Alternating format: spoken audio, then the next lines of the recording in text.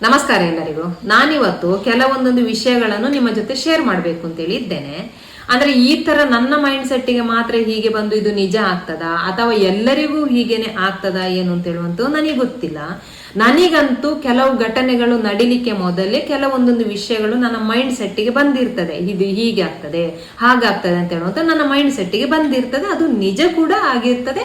ಅದು ನಿಜ, ಅದು ತುಂಬಾ ವಿಷಯಗಳು ಉಂಟು. ಅಂತ ಕೆಲವು ವಿಷಯಗಳನ್ನು ನಾನು ನಿಮ್ಮ ಜೊತೆ ಶೇರ್ ಮಾಡ್ಬೇಕು ಅಂತೇಳಿ ಇದ್ದೇನೆ. ಉದಾಹರಣೆಗೆ, ನಾನು ಗಾಡಿ ತೆಗೆದು 11 ವರ್ಷ ಆಯ್ತು. 11 ವರ್ಷದಲ್ಲಿ ನಾನು ಗಾಡಿ ಸ್ಟಾರ್ಟ್ ಮಾಡುವಾಗ, ಗಾಡಿಯಲ್ಲಿ ಹೋಗುವಾಗ ಒಂದು ದಿವಸ ಕೂಡ ನನ್ನ ಮೈಂಡ್ ಸೆಟ್ ಅಲ್ಲಿ ನಾನು ಅಲ್ಲಿ ಗುದ್ದುತ್ತೇನೆ, ಇಲ್ಲಿ ಗುದ್ದುತ್ತೇನೆ, ನನಗೆ ಹಾಗಾಗ್ತದೆ ಹೀಗೆ ಆಗ್ತದೆ ಅಂತ ಹೇಳುವಂಥದ್ದು ಒಂದು ದಿವಸ ಕೂಡ ನನ್ನ ಮೈಂಡ್ ಸೆಟ್ಟಿಗೆ ಬಂದಿರಲಿಲ್ಲ. ನಾನು ಕಳೆದ ವರ್ಷ ಕಾರಿಗೆ ಗುದ್ದಿದೆ. ಆ ಕಾರಿಗೆ ಗುದ್ಲಿಕ್ಕೆ ಮೊದಲು ತುಂಬಾ ಸಲ ನನ್ನ ಮೈಂಡ್ ಸೆಟ್ಟಿಗೆ ಬರ್ತದೆ, ನಾನು ಗಾಡಿಯಲ್ಲಿ ಹೋಗುವಾಗ ನಾನು ಅಲ್ಲಿ ಗುದ್ದುತ್ತೇನೆ, ನಂಗೆ ಹಿಂದೆಯಿಂದ ಯಾರೋ ಬಂದು ಗುದ್ದುತ್ತಾರೆ, ನಂಗೆ ಹಾಗಾಗ್ತದೆ, ನಂಗೆ ಹೀಗೆ ಆಗ್ತದೆ ಅಂತ ಹೇಳುವಂತ ನನ್ನ ಮೈಂಡ್ ಸೆಟ್ಟಿಗೆ ಬರ್ತಾ ಇತ್ತು. ಹಾಗೆ ಬಂದು ಸ್ವಲ್ಪ ದಿವಸದಲ್ಲೇ ಅದು ನಾನು ಅಲ್ಲಿ ಕಾರಿಗೆ ಗುದ್ದಿದೆ. ಅದು ನಿಜ ಕೂಡ ಆಯ್ತು, ದೇವರ ದಯದಿಂದ ನನಗಂತೂ ಏನು ಆಗ್ಲಿಲ್ಲ. ಅಂಥದ್ದು ಇನ್ನೊಂದು ವಿಷಯ ಏನು ಅಂತ ಹೇಳಿದ್ರೆ, ನಾನೀಗ ಕೆಲ್ಸಕ್ಕೆ ಹೋಗ್ತೇನಲ್ಲ, ನಾವು ಮಿಷನ್ ಅಲ್ಲಿ ಸ್ಟಿಚ್ ಮಾಡುವಾಗ ಕೈಯ ಒಳಗೆ ಸೂಜಿ ಹೋಗುವುದು ಮಾಮೂಲಿ, ಎಲ್ಲರಿಗೂ ಹೋಗ್ತದೆ. ಹಾಗೆ ಕಳೆದ ವರ್ಷ ನನ್ನ ಕೈಯ ಒಳಗೆ ಕೂಡ ಸೂಜಿ ಹೋಯ್ತು.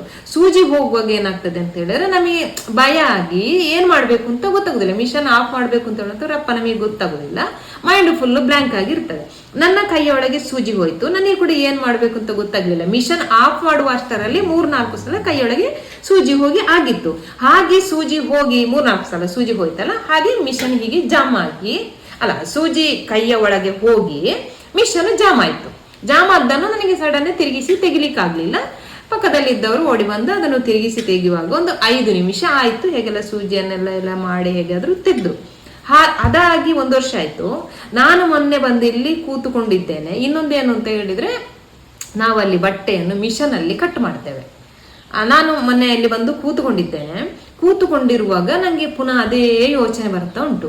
ನಂಗೆ ಕೈಗೆ ಸೂಜಿ ಹೋಗ್ತದೆ, ನಾವು ಮಿಷನ್ ಅಲ್ಲಿ ಬಟ್ಟೆಯನ್ನು ಕಟ್ ಮಾಡ್ತೇವಲ್ಲ, ಆ ಮಿಷನ್ ನನ್ನ ಕೈಗೆ ತಾಗ್ತದೆ, ನನ್ನ ಕೈ ಹಾಗಾಗ್ತದೆ ಹೀಗೆ ಆಗ್ತದೆ ಅಂತ ಹೇಳುವಂತ ನನ್ನ ಮೈಂಡ್ ಸೆಟ್ಟಿಗೆ ಬರ್ತಾ ಉಂಟು. ನಾನು ರಪ್ಪ ಎದ್ದು ಹೋದೆ, ಯಾಕೆ ಹೀಗೆ ಆಗ್ತಾ ಉಂಟು ಅಂದ್ರೆ ನಂಗೆ ಸ್ವಲ್ಪ ಭಯ, ಅದರಿಂದ ತುಂಬಾ ಭಯ ಉಂಟು. ನಾನು ಮಗನ ಜೊತೆ ಸುಮಾರು ಸಲ ಅದನ್ನು ನಾನು ಹೇಳಿಕೊಂಡಿದ್ದೆ, ಎಂತ ಸಾವು ಮಾರ, ಎಂತಂತ ಗೊತ್ತಾಗುದಿಲ್ಲ, ನಂಗೆ ಹೀಗೆ ಬರ್ತದೆ, ಅದು ನಿಜ ಆಗ್ತದೆ, ನಂಗೆ ಭಯ ಆಗ್ತದೆ, ಕೆಲವು ಯೋಚನೆಗಳು ಬರುವಾಗ ನಂಗೆ ಭಯ ಆಗ್ತದೆ ಅಂತ ಹೇಳುವಂತ ತುಂಬಾ ಸಲ ನಾನು ಅವನ ಹತ್ರ ಹೇಳಿಕೊಂಡದ್ದು ಉಂಟು. ಹಾಗೆ ಮೊನ್ನೆ ಕೂತ್ಕೊಂಡಿರೋ ನಂಗೆ ಹಾಗೆ ಆಯ್ತಾ, ಮಿಷನ್ ಹಾಗೆ ಆಗ್ತದೆ, ಕೈ ತಾಗ್ತದೆ ಅಂತ ಹೇಳೋದು. ಹಾಗೆ ಆಗುವಾಗ ನಾನು ಎದ್ದು ಹೋಗಿ ಏನೋ ಬೇರೆ ಕೆಲಸ ಮಾಡ್ಲಿಕ್ಕೆ ಸ್ಟಾರ್ಟ್ ಮಾಡಿದೆ. ಅದಾಯ್ತಾ, ಮಾರನೇ ದಿನ ಬೆಳಿಗ್ಗೆ ನಾನು ಕೆಲ್ಸಕ್ಕೆ ಹೋಗುವಾಗ ಕೆಲಸದಲ್ಲಿ ಹೇಳ್ತಾರೆ, ನಿಮಗೆ ವಿಷಯ ಗೊತ್ತಿಲ್ವಾ ಕೇಳಿದ್ರು. ಎಂತಂತ ಕೇಳುವಾಗ, ಅಲ್ಲಿ ಒಬ್ಬರಿಗೆ ಅದೇ ಬಟ್ಟೆ ಕಟ್ ಮಾಡುವ ಮಿಷನ್ ಕೈಗೆ ತಾಗಿ ಕೈಯ ನರ ಕಟ್ಟಾಗಿದೆ. ಮೊನ್ನೆ ಒಂದು 1 ವಾರ ಏನಾಯ್ತು, ಕೈಯ ನರ ಕಟ್ಟಾಗಿದೆ. ಅದು ನಂಗೆ ಕೇಳಿದ ನಂತರ ಫುಲ್ಲು ಒಂಥರ ಶಾಕ್ ಆದಾಗ ಆಯ್ತು. ಒಂದು ಅರ್ಧ ಗಂಟೆ ನನಗೆ ಬರುವಂಥದ್ದು ಅದು ಅವರಿಗೆ ಬಂತ ಅಥವಾ ಏನು ವಿಷಯ, ನಂಗೆ ಅದು ಯಾಕೆ ಆ ತರ ಯೋಚನೆಗಳು ಬರ್ತದೆ ಅಂತ ಹೇಳುವಂಥದ್ದು ನನಗೆ ಗೊತ್ತಿಲ್ಲ. ಅದೆರಡು ವಿಷಯ ಹಾಗಾಯ್ತಾ. ಇನ್ನೊಂದು ವಿಷಯ ಏನು ಅಂತ ಹೇಳಿದ್ರೆ, ಇಲ್ಲೊಂದು ಹುಡುಗ ಇದ್ದಾನೆ, ಅವನನ್ನು ನನಗಂತೂ ಕಂಡ್ರೆ ಆಗುದಿಲ್ಲ. ಅಂದ್ರೆ ಅವನು ಆ ತರ ಇದ್ದಾನೆ, ಹಾಗೆ ಉರಿ ಬರ್ತಾನೆ, ಅದಕ್ಕೋಸ್ಕರ ನಂಗೆ ಅವನನ್ನು ಕಂಡ್ರೆ ಆಗುದಿಲ್ಲ. ನಾನು ನನ್ನೊಟ್ಟಿಗೆ ಕೆಲಸ ಮಾಡುವ ನನ್ನ ಫ್ರೆಂಡ್ ಒಟ್ಟಿಗೆ ನಾನು ಸುಮಾರು ಸಲ ಅದನ್ನು ಹೇಳಿದ್ದೇನೆ, ಅವನು ಯಾಕೆ ಹೀಗೆ ಉರಿ ಬಂದು ಸಾಯ್ತಾನೆ ಗೊತ್ತಿಲ್ಲ, ನೋಡ್ಬೇಕಿದ್ರೆ ಅವನು ಬೇಗ ಸಾಯ್ತಾನೆ ಅಂತ ಹೇಳಿ ಸುಮಾರು ಸಲ ನಾನು ಅದನ್ನು ಅವರ ಹತ್ರ ಹೇಳಿದ್ದೇನೆ. ಅದಾಗಿ ಮೊನ್ನೆ ಪೇಪರಲ್ಲಿ ಬಂತು, ಅವನು ಸುಸೈಡ್ ಅಟೆಂಪ್ಟ್ ಮಾಡಿದ್ದಾನೆ ಅಂತ ಹೇಳಿಕೊಂಡು. ನನಗೆ ನಿಜವಾಗಿ ಶಾಕ್ ಆಯ್ತು. ನಾನು ಅವರಿಗೆ ತೋರಿಸಿ ಹೇಳಿದೆ, ನಾನು ಹೇಳ್ತಾ ಇದ್ದಲ್ಲ, ಅದೇ ಹುಡುಗ ಇದು ನೋಡಿ, ಇದು ಸುಸೈಡ್ ಮಾಡಿದಾನಂತೆ ಅಂತ ಇದು ಮಾಡಿದೆ. ಅವ್ರು ನನಗೆ ತಮಾಷೆ ಕೂಡ ಮಾಡಿದ್ರು, ನೀವೆಂತ ಯೋಚನೆ ಮಾಡಬೇಡಿ ಮಾರ್ರೆ, ಅದು ನಿಜನೇ ಆಗ್ತದೆ ಅಂತ ಹೇಳೋದು ತಮಾಷೆ ಕೂಡ ಮಾಡಿದ್ರು. ಮತ್ತೆ ಇನ್ನೊಂದು, ನಾನೀಗ ನಮ್ಮನ್ನೀಗ ಎಲ್ಲಿ ಹೋದ್ರು ಗುರುತಿಸ್ತಾರೆ, ಮಾತಾಡ್ತಾರೆ, ಎಲ್ಲ ಮಾಡ್ತಾರೆ. ಈಗೊಂದು 3-4 ವರ್ಷದಿಂದ ಈ ತರ ಗುರುತಿಸುವುದೆಲ್ಲ ನಮ್ಮನ್ನೊಂದು 3-4 ಇಲ್ಲ, ಒಂದು 2-3 ವರ್ಷದಿಂದ ಎಲ್ಲರೂ ನಮ್ಮನ್ನು ಗುರುತಿಸ್ತಾರೆ, ಮಾತಾಡಿಸ್ತಾರೆ. ನಾನು ಇದೇ ತರ ಆಗ್ತದೆ ಅಂತ ಹೇಳುವಂಥದ್ದನ್ನು ನಾನು 8 ವರ್ಷಕ್ಕೆ ಮೊದಲು ನನ್ನ ಮಗನೊಟ್ಟಿಗೆ ನಾನು ಹೇಳಿದ್ದೆ. ನೋಡು, ಒಂದು ದಿವಸ ಗಲ್ಲಿಯಲ್ಲಿ ನಮ್ಮನ್ನು ಗುರುತಿಸುವಾಗೆ ಆಗ್ತದೆ, ನೋಡ್ಬೇಕಿದ್ರೆ ಅಂತ ಹೇಳುವಂಥದ್ದು ನಾನು 8 ವರ್ಷಕ್ಕೆ ಮೊದಲೇ ನಾನು ನನ್ನ ಮಗನೊಟ್ಟಿಗೆ ಹೇಳಿದ್ದೇನೆ. ಅದು ಇವತ್ತು ನಿಜ ಕೂಡ ಆಗಿದೆ. ಈ ತರ ಸುಮಾರು ವಿಷಯಗಳು ಉಂಟು. ಹೀಗೆ ಮೊದಲೇ ನಾನು ಅದು ಮೈಂಡ್ ಸೆಟ್ಟಿಗೆ ಬರ್ತದೆ, ನಾನು ಯೋಚನೆ ಮಾಡ್ತೇನೆ, ಅದು ಸ್ವಲ್ಪ ದಿವಸ ಕಳೆದ ನಂತರ ಅದು ನಿಜ ಕೂಡ ಆದದುಂಟು. ಇನ್ನೊಂದು ವಿಷಯ ಉಂಟು, ಅದು ನಾನು ಹೇಳುದಿಲ್ಲ, ಅದಂತೂ ಕ್ಲಿಯರ್ ಆಗಿ ಆಗಿದೆ. ನಾನು ಅದರ ಮನೆ ಕೆಲಸದಲ್ಲಿ ಕೂಡ ಹೇಳಿಕೊಂಡೆ, ನಾನು ಅವತ್ತು ಈ ತರ ಯೋಚನೆ ಮಾಡಿದ್ದೆ, ಹಾಗೆ ಆಗ್ಬೇಕು ಅಂತ, ಅದು ಆಗ್ಬೇಕು ಅಂತ ಯೋಚನೆ ಮಾಡಿದ್ದೆ, ಅದು ಈಗ ನಿಜನೂ ಆಯ್ತು. ಅದರಿಂದ ನಿಜವಾಗಿ ಹೇಳ್ಬೇಕು ಅಂದ್ರೆ ನನಗೆ ಖುಷಿ ಉಂಟು ನನಗೆ ಅದರಿಂದ. ಅದನ್ನು ನಾನು ಹೇಳಿಕೊಂಡೆ ಕೂಡ.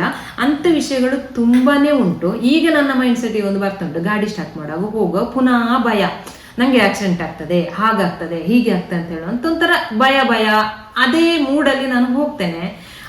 ಅಂದ್ರೆ ನಂಗೆ ಅದು ಅನುಭವ ಆಗ್ತಾ ಉಂಟು. ಚಿಕ್ಕ ಪುಟ್ಟ ವಿಷಯದಲ್ಲೇ ಅದು ಇದಾಗಿ ಹೋಗ್ತಾ ಉಂಟು, ಸಾಲಾಗಿ ಹೋಗ್ತಾ ಉಂಟು. ನನಗೆ 2-3 ಘಟನೆಗಳು ಚಿಕ್ಕ ಪುಟ್ಟ ವಿಷಯದಲ್ಲಿ ನಾನು ತಪ್ಪಿಸಿ ಪಾಸ್ ಆದೆ ಕೂಡ. ಉದಾಹರಣೆಗೆ ಮೊನ್ನೆ ಒಂದು ಬಸ್ ಸ್ಟ್ಯಾಂಡ್ ಹತ್ರ ನಾನು ಚಿಂತನ ಕಾಲೇಜಿಗೆ ಬಿಡ್ಲಿಕ್ಕೆ ಹೋಗುವನು, ಬಸ್ ಎದುರಿಂದ ಬರ್ತಾ ಇತ್ತು. ನನಗೆ ಗಾಡಿಯನ್ನು ಒಂದೇ ಸಲಕ್ಕೆ ಹೀಗೆ ಒಚ್ಚಿದಾಗ ಆಯ್ತು. ನಾನು ಚಿಂತೆಗೆ ಬೈದೆ, ಯಾಕೆ ಮರೆ ಒಚ್ಚುತ್ತಿದ್ದೆ ಅಂತ ಹೇಳಿಕೊಂಡು. ಇದರಿಂದ ಬಸ್ ಬರ್ತಾ ಉಂಟು, ನಾನು ಬಸ್ಸಿನ ಹೀಗಾಗಿ ಪಾಸ್ ಆಗಿ ಹೋದೆ. ಸಣ್ಣ ಪುಟ್ಟ ವಿಷಯಗಳು ಇದಾಗಿ ತಪ್ಪಿ ಹೋಗ್ತಾ ಉಂಟು ಏನು ಅಂತ ನಂಗೆ ಗೊತ್ತಿಲ್ಲ. ನಾನು ಅದು ನನ್ನ ಫ್ರೆಂಡ್ ಒಟ್ಟಿಗೆ ಹೇಳಿದೆ, ನಾನು ಮೊನ್ನೆ ಹೇಳಿಕೊಂಡೆ. ಹೇಳುವಾಗ ಅವರು ಹೇಳಿದ್ರು, ನೀವು ಆ ಥರ ಎಲ್ಲ ಯೋಚನೆಗಳು ಬರುವಾಗ ಒಂದು ಜ್ಯೋತಿಷರೆಲ್ಲ ಎಲ್ಲಾದ್ರೂ ಹೋಗಿ ಎಲ್ಲಾದ್ರೂ ಪೂಜೆ ಅದಿದೇನಾದ್ರು ಮಾಡಿಸ್ಕೊಳ್ಬೋದಲ್ಲ ಅಂತ ಹೇಳಿದ್ರು. ನಾನು ಹೇಳಿದೆ, ನಂಗೆ ಅಷ್ಟೆಲ್ಲ ಇದೆಲ್ಲ ನಂಬಿಕೆ ಎಲ್ಲ ಇಲ್ಲ, ಆ ಥರ ಎಲ್ಲ ನಾನು ಮಾಡುದಿಲ್ಲ. ಬರುವಂತಿದ್ರು ಏನು ಮಾಡಿದ್ರು ಕೂಡ ಬರುವಂತಿದ್ರು ಬರ್ತದೆ. ಆದ್ರೆ ನಂಗೆ ಅದು ಯಾಕೆ ಹಾಗೆ ಬರ್ತದೆ ಅಂತ ಹೇಳುವಂಥದ್ದು ನನಗೆ ಗೊತ್ತಾಗುದಿಲ್ಲ. ಅದರಲ್ಲಿ ನನಗೆ ಸ್ವಲ್ಪ ಭಯ ಕೂಡ ಉಂಟು ಅಂತ ಹೇಳಿದೆ ನಾನು. ಅದು ಯಾಕೆ ನಂಗೆ ಆ ಥರ ಬರ್ತಾ ಉಂಟು, ನಿಮಗೆ ಕೂಡ ಆ ಥರ ಏನಾದರೂ ಯೋಚನೆಗಳು ಬಂದು ನಿಜ ಆದದುಂಟಾ, ಅಥವಾ ನನಗೆ ಮಾತ್ರ ಈ ಥರ ಆಗುದಾ ಏನು ಅಂತ ನನಗೆ ಗೊತ್ತಿಲ್ಲ. ನಿಮಗೆ ಕೂಡ ಈ ಥರ ಏನಾದ್ರು ಯೋಚನೆಗಳು ಬಂದು ಅದು ನಿಜ ಆಗಿದ್ರೆ ಕಮೆಂಟ್ ಮೂಲಕ ತಿಳಿಸಿ.